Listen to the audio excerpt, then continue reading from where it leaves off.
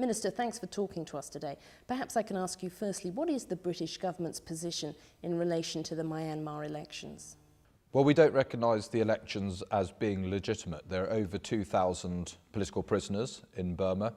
People who would wish to stand for election are not able to do so. So it is not an accurate reflection of the view of the people of Burma.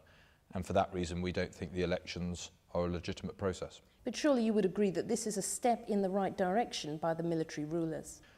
Well, I think you either have a proper set of elections or you don't have a proper set of elections. And we've looked at these elections and we don't regard them as a proper set of elections. I mean, what are the purpose of elections? They are to express the views of the population of that country and to have a parliament, a government that reflects the views of the people who voted in that country. Now, if you have a distorted process at the beginning, you have restrictions on who can be candidates, you have more than 2,000 people in prison for their political beliefs, then you're not able to get an outcome that is an accurate reflection of popular sentiment.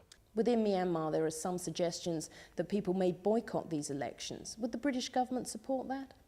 Well, I think that's for people to decide themselves, and some people will wish to express their views on the regime by choosing not to vote. Others will wish to vote for candidates who they feel most closely reflect their own views, and I can see why different people would take different opinions, and that's for the individuals concerned to decide for themselves. Would you like to see ASEAN nations take a greater role in relation to Myanmar?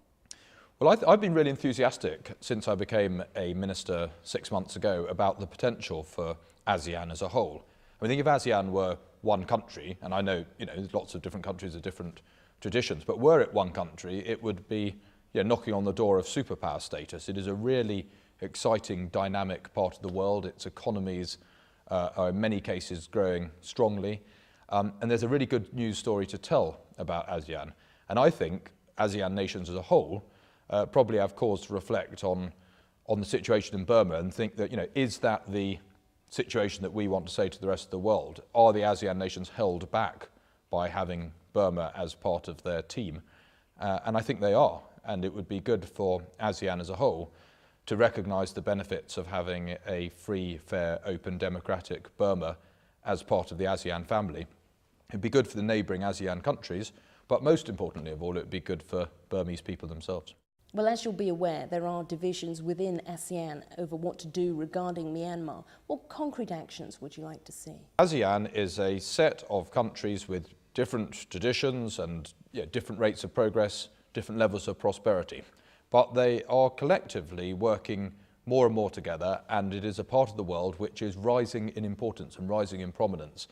And I think the ASEAN countries, as they become more important, with that greater power comes greater responsibility as well. And one of those responsibilities is to look at the ASEAN countries as a whole and say, are those countries ready to step up to the next level? And does a Burmese regime in their midst, with their appalling record on human rights, with their unwillingness to hold a proper, open, democratic election, does that reflect well on ASEAN as a region? And I think there are lots of people in the ASEAN region who would think it doesn't.